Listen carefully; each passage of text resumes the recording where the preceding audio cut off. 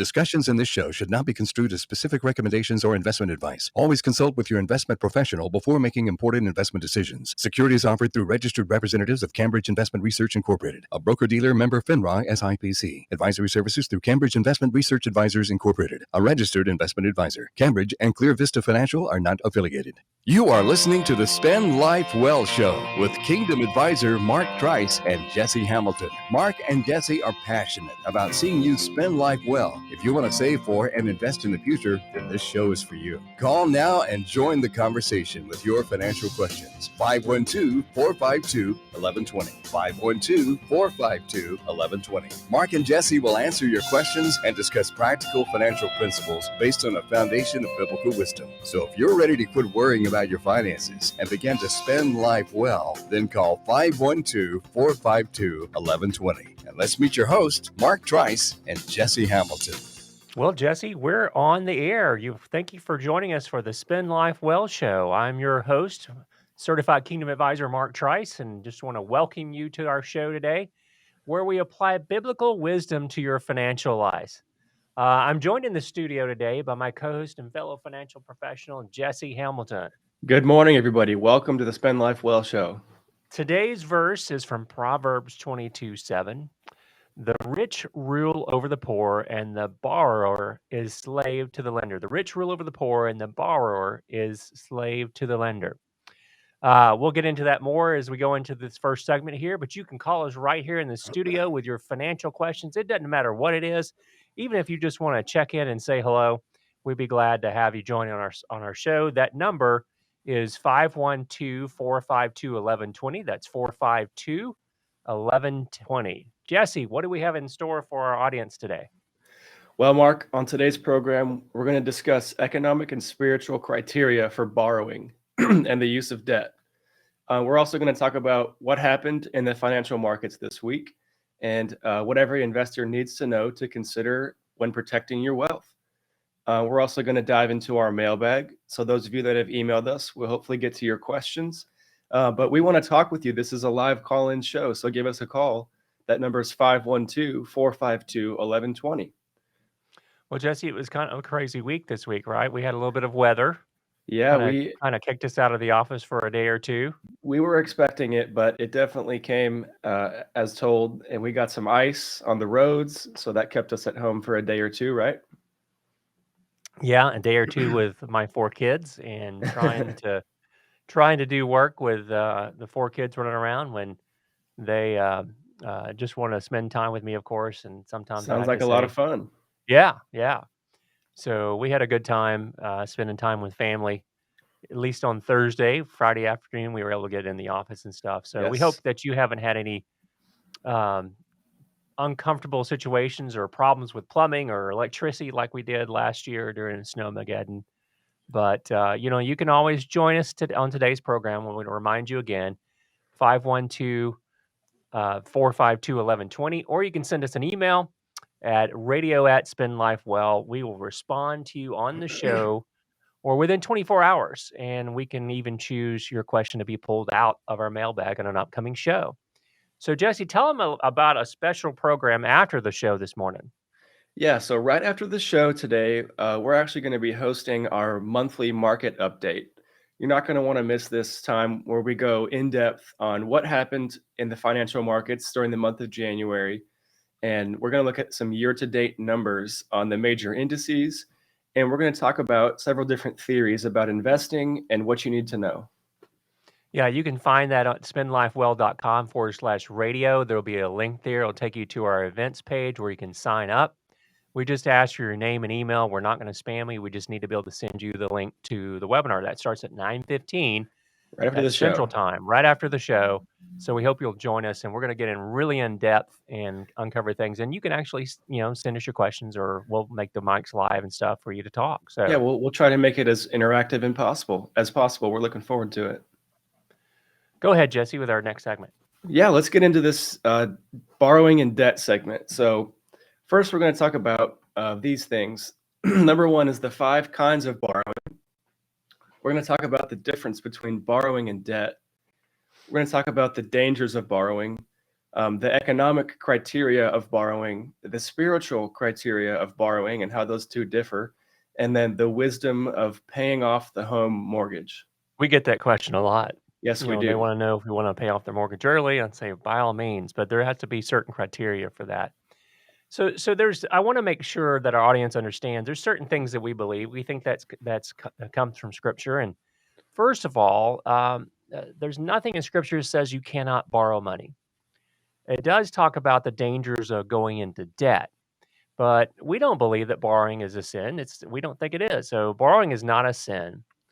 But, borrowing may deny God an opportunity to provide. Now, I've got personal stories of this and happy to share that with folks. But, when I was a young adult, I had a lot of debt, a lot of revolving debt for a number of reasons: student loans, credit cards, trying to start a business at the time. Was not doing it the right way, what God intended for me to do. And I think there are times where you may have experienced this as well. You have an opportunity come up. Maybe you have a chance to work for a nonprofit or maybe volunteer some time, but you can't do it because you got bills to pay. Mhm. And that's always a disappointment. And I've experienced that a couple of times in my life, and have always strived to make sure that I'm doing everything I can to stay out of debt and only borrow when I actually absolutely need to for the right reasons. Mhm. Because Jesse, Scripture tells us that borrowing always presumes upon the future, right? Right. Yeah, it does. And sometimes long-term debt issues can actually be symptomatic of some larger spiritual issues with those that are in great amounts of debt. Mhm. And one danger we always see is if you're borrowing just to consume. In other words, you're borrowing just so that you can buy groceries. That's a sentence really to a lower standard of living in the future. You know, that's just setting yourself up for a continual cycle of debt, and that's not the way to be. Right.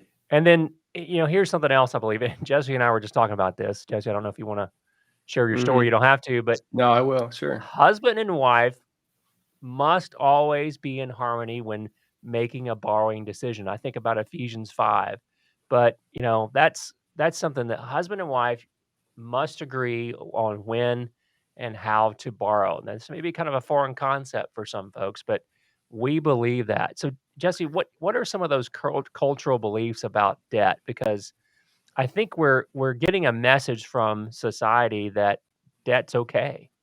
Yeah, we're getting these messages all the time, every day. But the first one is that credit cards are okay, and then it used to be that people who did not pay their bills were considered deadbeats. But Yeah, now credit card companies refer to people who pay off their bills every month as deadbeats. It's flipped. I know. I mean, I don't want to mention any card companies and stuff like that, but they do hmm believe I'm a deadbeat because I pay Because off you my because you bill make every. payments. Yeah, we pay off the bill every month. We don't try to carry a balance on that. hmm So yeah. Another perspective is growth in credit card borrowing, which can Oh be yeah. dangerous. We saw that tick down just a little bit during the pandemic, but it was hmm primarily because of all the stimulus checks. Right. And I just read an article just the other day that said that people are starting to increase those credit card balances again, and that spells hmm danger, especially if we think we're going into a recession sometime in the future. Right. And then another perspective on culture is that there's an increase in bankruptcies, Yeah, it's okay. Well, you personal can't pay your bankruptcies, right? bills, just declare bankruptcy, and that's Yeah, not as easy as it used to be a decade ago, but it certainly is sometimes for some people the first option. right. And then the last one I want to talk about is leveraging other people's money.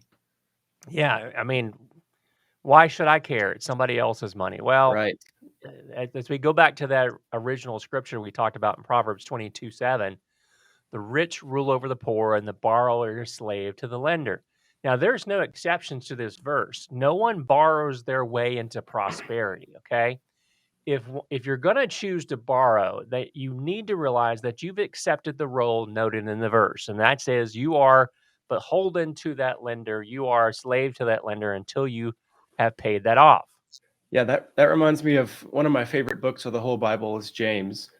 And there's some wisdom in there. chapter 4, verse 14, yet you do not know what your life will be like tomorrow. You're just a vapor that appears for a little while and then vanishes away. Instead, you have to say, if the Lord wills, we will live and do this or that. This is that reality that I was talking about when I was talking about you're presuming upon the future. We don't know what tomorrow holds. Mm-hmm. I mean, nobody knew in January of 2020 that we were going to be locked down at home for so long because of a COVID-19. So when we consider borrowing, we have to consider whether or not we're presuming upon the future, and that's a challenge. I mean, I admit we it's hard to say. You know, you've got a job, you can afford that, but really, how secure is that job? So The you're only presuming on the future there because you want to control the future. You want to control your own life. yeah, Have, and we have to complete control over it. yeah, exactly right. That's and the only way to not violate this principle, Jesse, is and this principle of scripture is to have a guaranteed way to repay. Okay. And that typically means I've got money sitting there on the side that I could pay off this debt if I had to. Well, Mm. most people would not be considering borrowing if they had the money sitting there. Now, some people will do that. We talk about that all the time with our clients. Mm-hmm. But the one of the things, and Jesse, you've heard me use this in our business here as financial advisors. You know, it's Luke 14:28. And Good one. suppose one of you wants to build a tower. Won't you first step down and estimate the cost to see if you have enough money to complete it? This one really hits home, and I use this often when I'm thinking about, okay, do we hire a new person? Do we, do we start a radio program on the bridge? Mm-hmm. We have to look at those things to say, okay, I have to figure out what this is going to cost, and before I can step into that and make sure that I know that we can cover those costs in the future. But a lot of people just do it because it fits today. You know, I can afford that car payment. I can't tell you the number of times I went to look for a used car at a car dealer. This was in a completely different state, and of course, you get accosted, used to, on the car lot. I was looking at the car, and the fella comes up to me, and his first question was, "How much are you willing to pay?" Or how much are you willing to pay every month? That was his But question. they're not financial advisors looking at your budget and your No. lifestyle and your income, deciding this is an appropriate amount for me to spend. They're saying, how much money do you have every month to put towards a car? Well, I'm sorry, I kind of messed with him. Please forgive me, but I kind of messed with him when he asked, how much can you pay every month? And I said, as much as humanly possible. I want to pay as much as I can. Yeah. And it kind of threw him off, and he kind of walked away and didn't bother me because it said either this guy's crazy or what. But yeah, that's the first question they ask is, what do you want, or what can you fit in your budget? And they always make it work so that it's like, oh, you can only afford $250 a month. We'll make it work. So we're Yeah, gonna they extrapolate it out, not, yeah. based on the financing terms, not on So- how much car you can afford. Right. And so they'll turn a 3-year car note into an 8-year car note or a 7-year car note. And so you think it works, but you're paying an astronomical amount of money for that vehicle. So there's lots of dangers of debt, right? Right. There's the economic dangers because the compounding works against you. Oftentimes we tell people, hey, if you're paying that credit card off that's charging you 21% interest, it's like you're paying yourself 21% interest because you're not giving it to the credit card company. And one thing from my own experience, getting into debt is a whole lot easier than getting out, Mm-hmm. because the reason is your debt is always repaid with after-tax dollars. And, we've talked a few times before already about how borrowing mortgages the future. It presumes upon the future. And that's one of the spiritual aspects of it, that it always presumes upon the future. Right.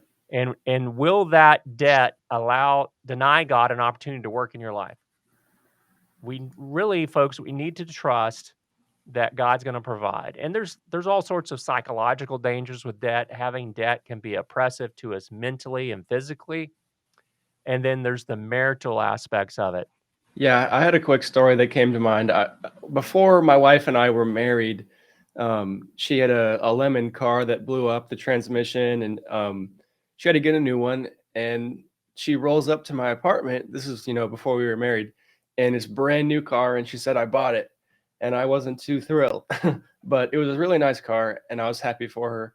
But I was upset that she decided to go into debt to pay for it.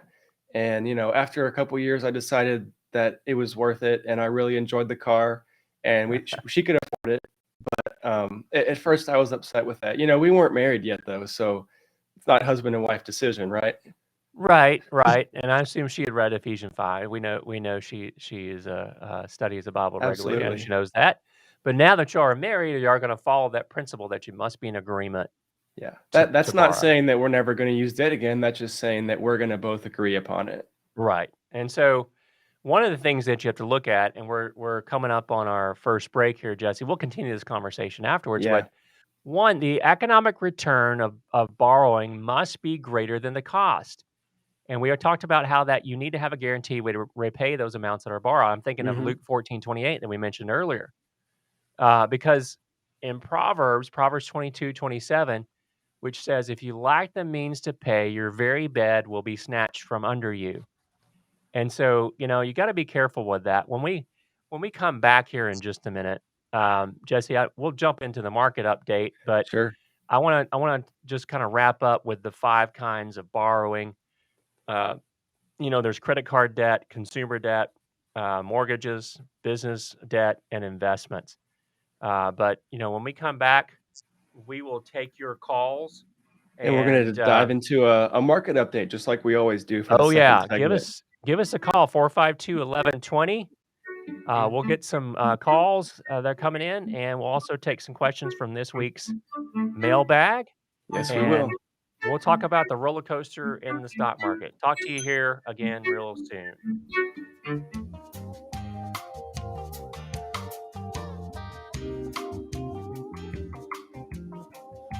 All right.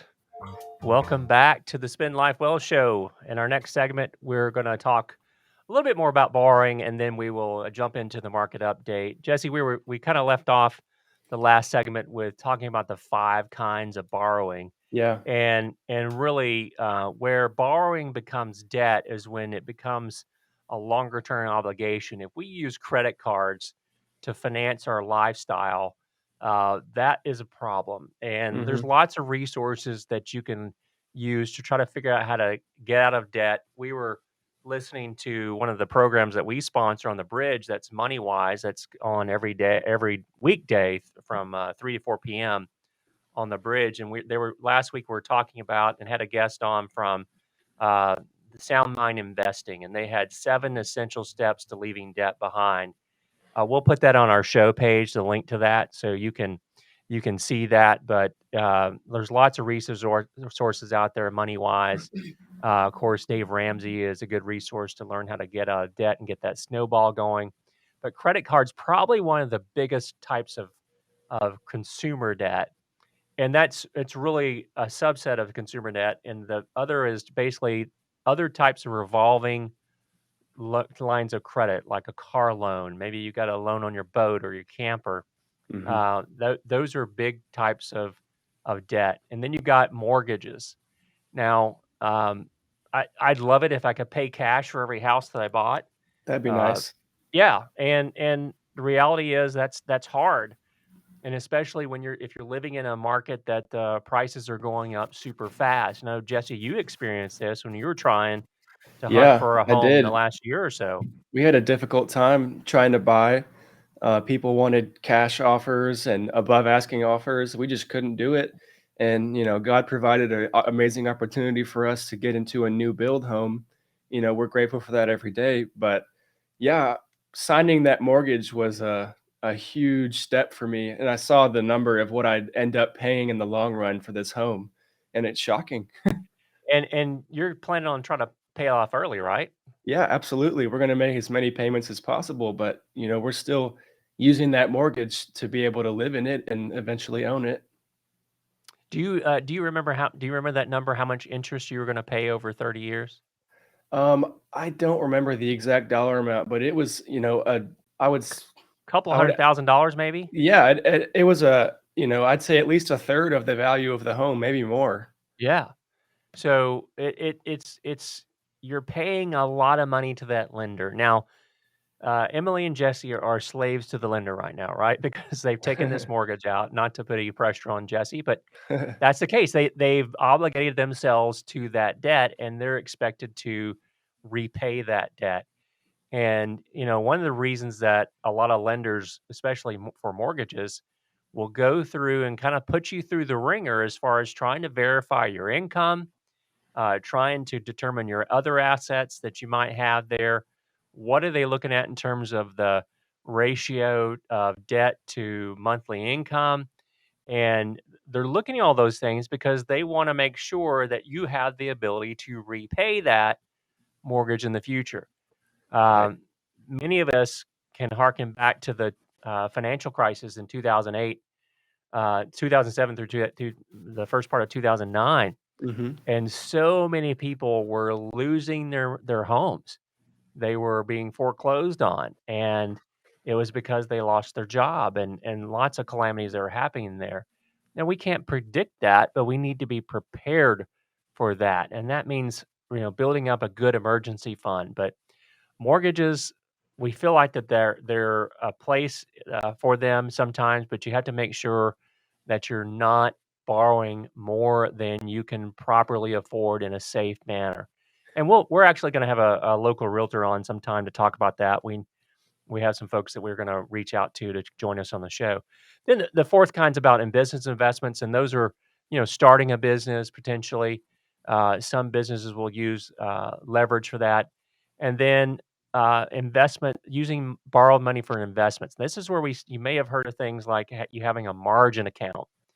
Well, those can That be can get pretty sophisticated pretty it quick. can, and they can be dangerous because let's suppose I had a margin account, Jesse, and this will transition into our Yeah. market update. But let's suppose I had a margin account and I bought Facebook Oh a few no. weeks ago on margin. What happened this week to Facebook, or excuse me, It's Meta? called meta now, Mark. Meta, But which do we know what it means? I know it's a Latin word, but but they still aren't able to change their ticker. So But anyways, yeah, they missed earnings as a company, and people freaked out and caused the price of their shares to drop significantly. Actually, more than 25% in an overnight. And if yeah, you were and using if you're using margin to buy that stock, you would have suddenly lost a significant value of your portfolio, like you were while you were sleeping. you would have more than likely had a margin call, meaning that You you're owe extra money. you're the person that holds your margin. The bank at the broker dealer is going to say, okay, you got to make this whole. It's time to pay up. You've got to deposit more cash within a certain number of hours, or we're going to basically close your account. Hmm. And so that was probably a big wake up call for some people that were leveraging that, because sometimes leverage can work if the investment goes up, but it can also work equally against you if the investment goes down. So Yes, it can. using leverage for investments is a very dangerous thing. So, but Jesse, go ahead. Let's. How did the markets end up this week? Yeah, let's talk about the major indices this week. Slightly recovering. We saw a couple good things happening in the market. Let's start with the S&P 500. We love looking at that index to look at our large cap stocks in the United States that are performing either well or not so well. And this week, that index was up 1.53%, which is, it's always great to see a positive number on that. And That was surprising after Thursday's right. debacle. We had what day did that go down almost 3% that day? Yeah, it was an intraday. It was more like 2%. The candle itself was in terms of open and close, but yeah, it was close to 3%. Yeah, that was a tough day to watch. Now, our clients didn't suffer any because we were in defensive posture already, but Yes. that was quite a roller coaster week. In fact, if we look at the chart of the S&P 500, that reminds me of a roller coaster because that's what it looks like. And we'll get into more of that in our program we have after the show. You can sign up for that program. It starts at 9:15, but you can go into spendlifewell.com/radio. Click on the monthly market update, and you can register. You can join us. We'll have a lot more slides that you can watch. We can answer your Yeah, questions. we'd and love stuff. to share some more information with you. We can pull up some charts live and talk about what's going on. It'd be really interesting. Yeah, we always have fun on that program. So please join us. Go ahead, Jesse. But anyways, it did have a positive week, but year to date, the S&P is still down 5.59%. So that's pretty dramatic. Okay. And then let's move on to the Nasdaq. Technology-focused stocks, large companies, that actually grew 2.35% this week. Oh, okay. But year to date, it's down 9.91%. Oh. So that's and from its high, it's still down about what, 12, 13% back in November? Back in November to the current price, yeah, it's down about 12 or 13%. But peak to trough, I believe that index is more like 19%. Okay. And this may be kind of surprising for a lot of people. I know there's probably some people that are not looking at their 401k balances right now because they haven't gotten the quarterly statement for the first quarter. But if you had looked at that, those 401k statements and logged in at the end of the month, you would have been quite surprised. I think a lot of people feel like that the market always goes up, and it does not. We'll get into this a little bit in our webinar after the show, but economic cycles happen, market cycles happen, and you cannot buy into the notion that the stock market always goes up. Go ahead, Jesse. I'm going to look up something real fast. Well, we've been talking a lot about large companies, but let's talk about small caps. So those small companies, what's a small cap company, Mark? Less than $100 million? Yeah, usually it's less than well, actually it's less than 500 million, but yeah, it's less than 100 million is certainly a small cap type company. Sure. So that's 100 million in revenues. Right. That index was actually also positive for the week, 1.6%, but it's been struggling a lot year to date, minus 10.79. So if you're holding small caps, that's not going to be fun right now. Well, and I think that a lot of 401k plans, they're really focused on large cap, mid cap, and small cap type funds. Your employer will offer 2 or 3 mutual funds in each of those categories, sometimes just one. And a lot of people don't know what to choose. And we love to take a call from someone that had a question about their 401k account because most 401k plans are not that robust. And you often just by default select 1 or 2 different things, and you're getting exposure. You think you're getting a good diversification, but what you're really doing is you may be taking and over concentrating your risk in certain types of funds. And certainly small caps this year have been, small caps for the last year they've been struggling. One heck of a roller coaster ride. Yes, they have.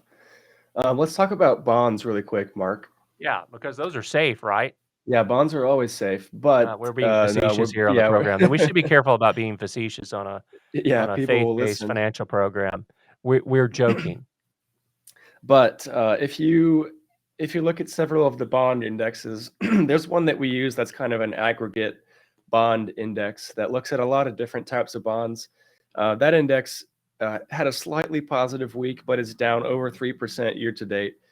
And we also look at a Treasury bond index, a long-term Treasury bond index, right, Mark?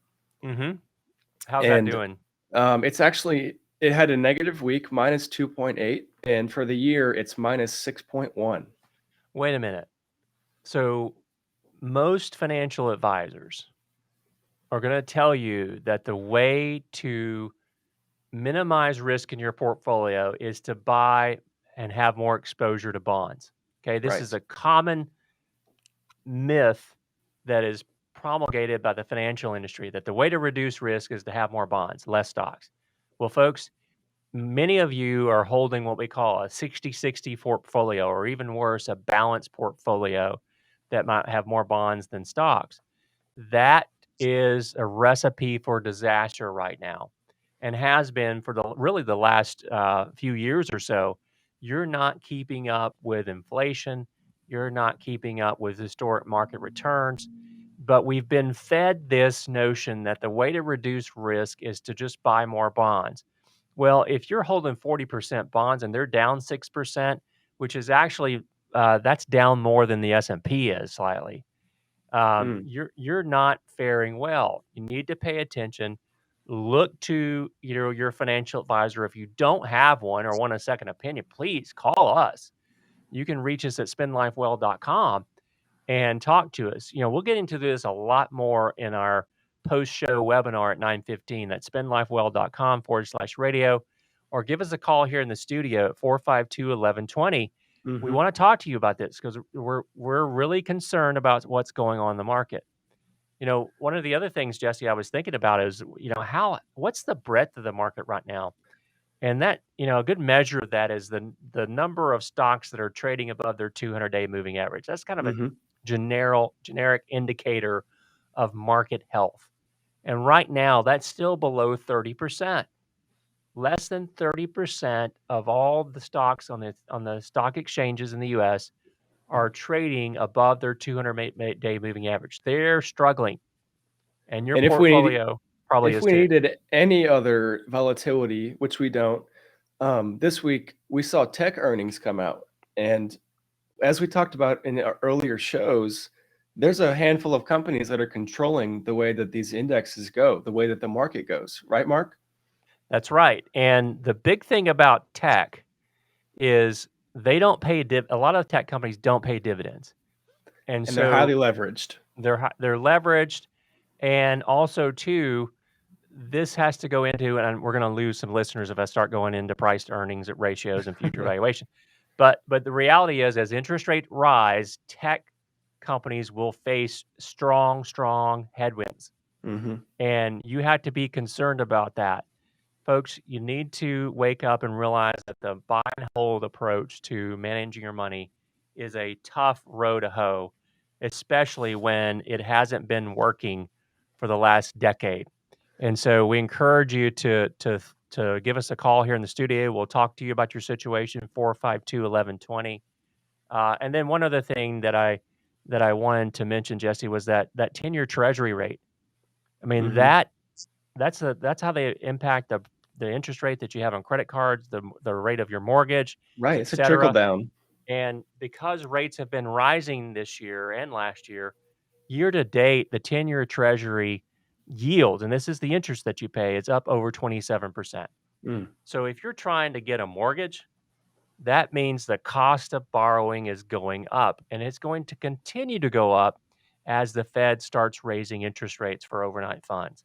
Uh, Folks, we're really concerned about this. This is why we're talking about on the show, and we want to talk to you about that as well. If you want to, give us a call here in the studio at 452-1120, please do. We love to talk to you. When we come back, we will get into our mailbag, Jesse, and Yes. ask a few questions there. And then we got some funny stories. Well, funny, not funny for the people that they impacted, but just interesting about how the world works and stuff like that, and what a different perspective on those things are. But we will, as we come back, I encourage you to go to our website, spendlifewell.com/radio. Register for that webinar. We'll probably be on that webinar for maybe 45 minutes to an hour. Just kind of depends on how many calls or questions we get in the chat box there. But we are excited to talk to you. We're glad you decided to join us. Fill up your cup of coffee. And when we come back, we'll jump into our final segment of the day. Thanks for joining us.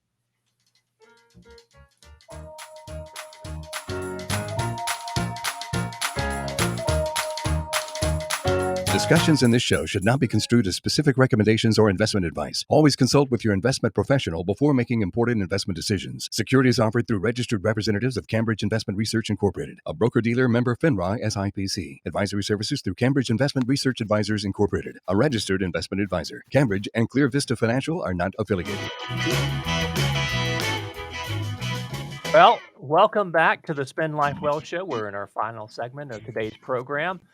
We're thankful that you've chosen to join us. Today's scripture that we've been talking about has been from Proverbs 22:7, which says, "The rich rule over the poor, and the borrower is slave to the lender." And we talked a little bit about debt and the spiritual implications of those things. We talked about the importance of spouses being on the same page, about Mm-hmm. borrowing, and then also to just more about some of the consequences of borrowing. Remember that borrowing is not a sin. There's nothing in Scripture that says you can't borrow, but it does make it clear that we're obligated and should repay those debts. So anyway, Jesse, was there anything else you had on the market wraps? I don't want to cut you off there because I know our segment ran just a little bit long there. I mean, we always like to talk about sectors really quick, but it's energy, financials, discretionary spending, and healthcare that are performing well right now.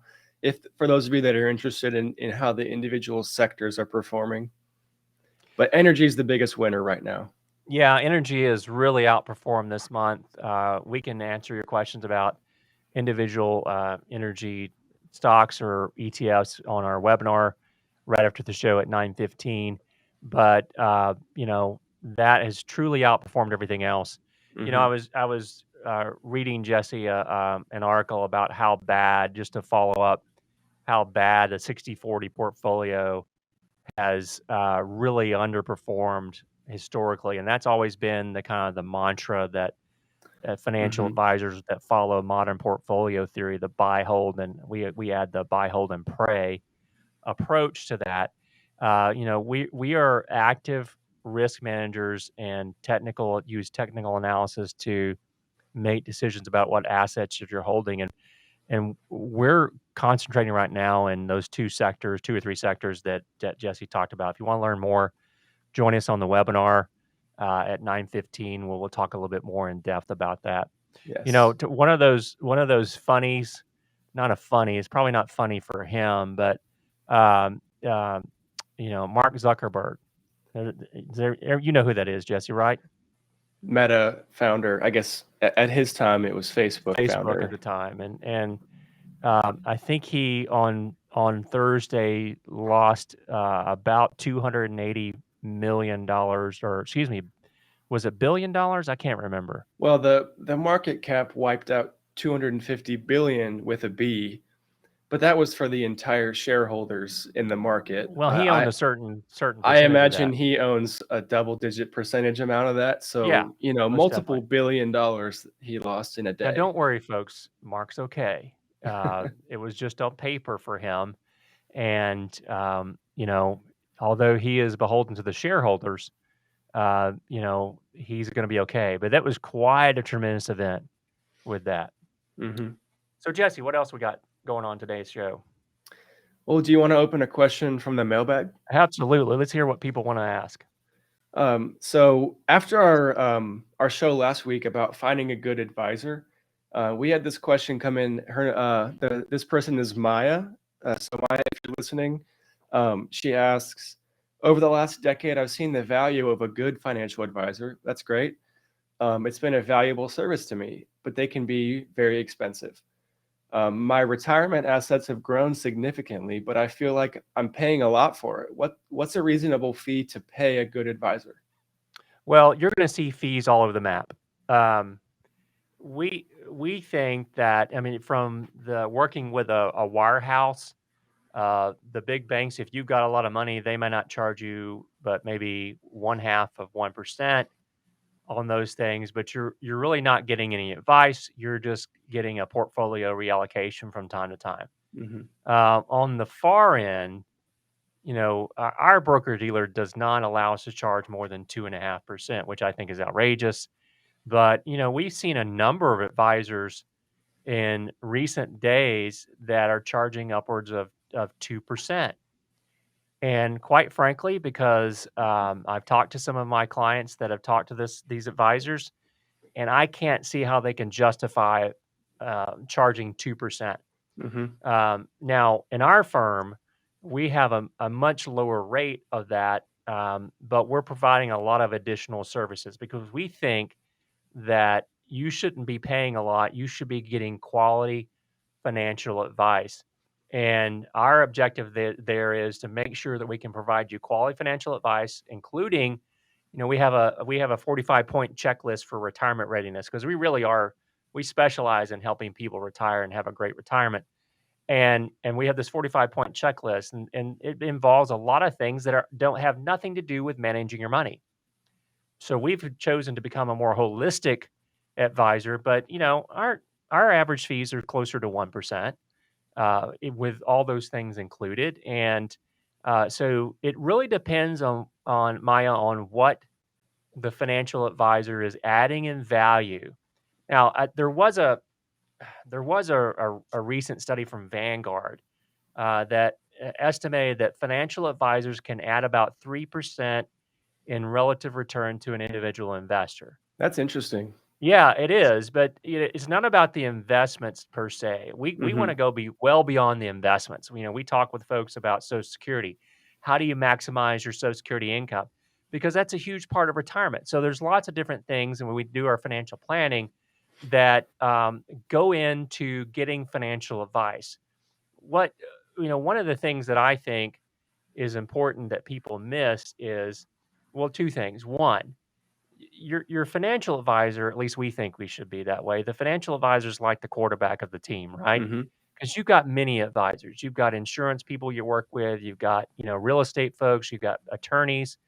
We know that we're not able to wear the hat of the insurance guy, the attorney guy, the real estate guy, all these different types of things, a banker. So we bring those people into your conversation about your future. And if you have them, great, we'll work with them. If you don't have them, we'll help you find some of those folks. And so, that's important, that you got to realize that you have an advisor that's talking to it. So many advisors that we've seen, and typically they're not a certified Keenan advisor, the Christian financial advisors, and there's several in the Austin area and in Central Texas, that they don't think that way. But why should, and sometimes clients don't want to tell us what their other assets are. Hmm. That's not a good working relationship, because I don't want to do something that contradicts what your other advisor is doing. And we work with a number of different types of advisors, but you need to make sure that everybody on the team knows what's going on, especially in your portfolio, in your legal matters and so forth, and with your CPA, et cetera. So, that's really important. But I think the one thing, Maya, that so many people forget is that, and it may be the most important aspect of this, hiring a financial professional, or any professional for that matter, frees you up to do the things you love most in life, and it alleviates the stress that can come from managing your financial matters. Folks, we've all seen, and Jesse, you've heard some of our clients tell this, that money can cause stress if you Yes. don't understand it completely. And I remember we were sitting doing a seminar one time, and we were talking about stuff, and I asked the questions like, what about money concerns you the most? And we had a sweet lady in the audience basically said, money scares me. Hmm. Money scares me. And it's because, she said, she went on to later explain, it's because I've never been exposed to it. I think as parents, we have to ask ourselves, are we doing a good job of teaching our kids about money? A lot of times we just don't talk about it, right? And Hmm. especially Yeah. my parents' generation, they didn't talk about it. The baby boomers, they did not talk about money with their kids. And that's okay. That's a generational thing, but I think we can do a better job of doing that. But she was saying that money scares her. Now, folks, that should not be the case. I understand if it scares you personally, and that's all the more reason that you probably should talk to someone about your financial situation. But that's And really a reason why we've focused what we do on education. I mean, we love teaching people about money. We do all kinds of workshops, webinars, where we just try to help people understand how it works. that's right. But I may be biased in this, Jesse, but Yeah. I think choosing a good financial advisor is one of the best decisions that you can make. Now, I'm not naive to the fact that choosing the wrong advisor can do more harm than good. And Maya, there are tons of advisors out there that may have a good knowledge of the financial markets, but they don't truly understand it. They're trained salespeople. Hmm. And you're going to run into a lot of insurance agents that are that way. They may try to sell you things that should be securities products. We'll get into that sometime, but they're not regulated that way. And so you can make some mistakes. I'm fine working with your insurance advisor if they want to offer you something that is financial related, but let's make sure that we all understand what's going on with it. And many times, many financial advisors cannot explain what they're recommending to me, or Hmm. recommending to my client.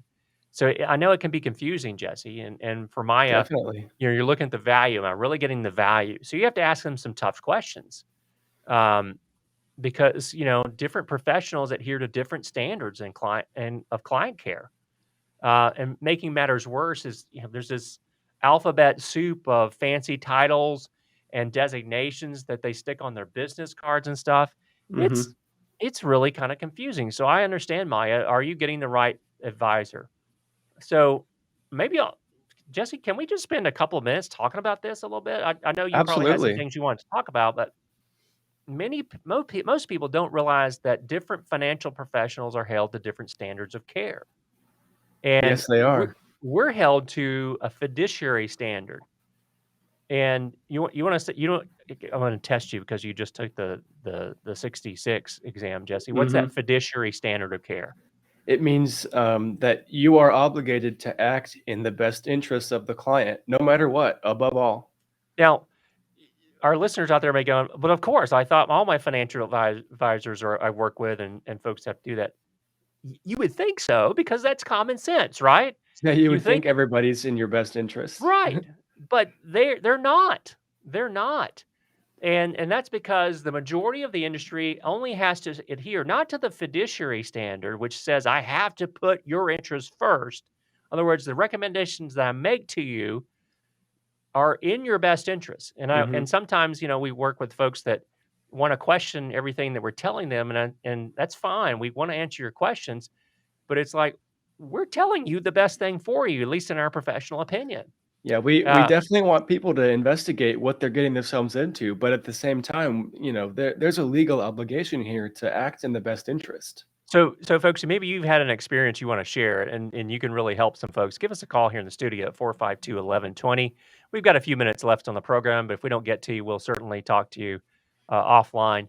But Hmm. that other standard, Jesse, is that suitability standard. All right, Yes. and that one I won't quiz you um, on the 60 Series 66 test again, but that suitability standard does not require the advice that the quote advisor is giving you to be in the client's best interest. The suitability standard only requires a broker or an agent of a broker to make recommendations that are, and if you're watching on Facebook right now or other social media streams we have going on, I'm holding up my air quotes when I say the word suitable. Something is suitable for you based Hmm. on that client's personal situation. It's Well, the this the is right size box for you to fit in, essentially. right. It's like, so, folks, many people call themselves advisors, but they're really salespeople with a vested interest in getting you to buy a specific financial product.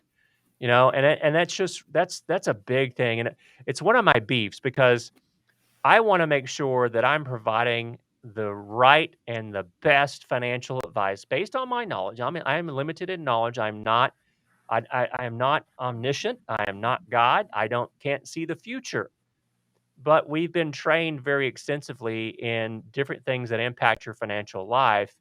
And I think that, if you are working with a fee-based or fee-only type advisor, that's the first good step there. Is that how you Uh, tell, Mark, if you're working with a fiduciary? well, when they're trying to get you to purchase a product, and a lot of times you don't understand what you're doing because they may put you in and say, I think these mutual funds over here are great for you. And they may be getting a big commission off of that. And that's where we see so many different types of situations go bad because I'll just share a quick anecdote. This fellow is a good friend of mine, but he works in an industry where he only has to adhere to the suitability standard. He and I have debated about this, but we agree to be friends. Mhm. Um, so basically he was bragging about how he had 9,000 clients, 9,000. That's a lot. And because all he is doing is selling mutual funds where he gets a commission.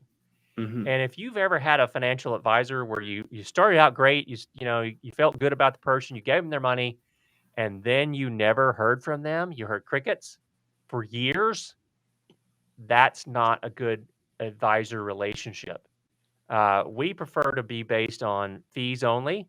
Sometimes we need a particular tool that pays a sales charge, and we'll either refer you to that professional, Sometimes we can do it in-house, but we have people that specialize in that part of our business. We're focused on giving you good advice. That's kind of So like what you were saying earlier about the quarterback. You want everybody to be working in harmony so that the team can move forward. yeah, and I think that when you're talking to a prospective financial advisor, you need to ask them, do you always act as a fiduciary? Hmm. And will you state that in writing? And if they say, well, yeah, but the only answer is yes. And if they won't put that in writing, then you probably need to keep looking. And other questions you might want to ask are just, does your firm earn revenue from anybody other than me? And that's important because sometimes broker dealers will get kickbacks for the investments that you have. And so, just things that you need to look at, and certainly that all-in cost.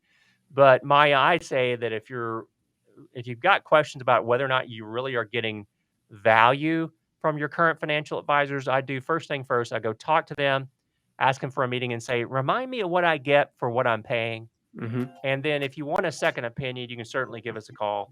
You can reach us anytime in our office, 800-491-4508, 800-491-4508. Remember, join us on our webinar here in just a few minutes, spendlifewell.com/radio. Jesse, it's been a great show. We want It to thank has been. everybody. We're looking forward to talking with you guys in the webinar following this Absolutely. program.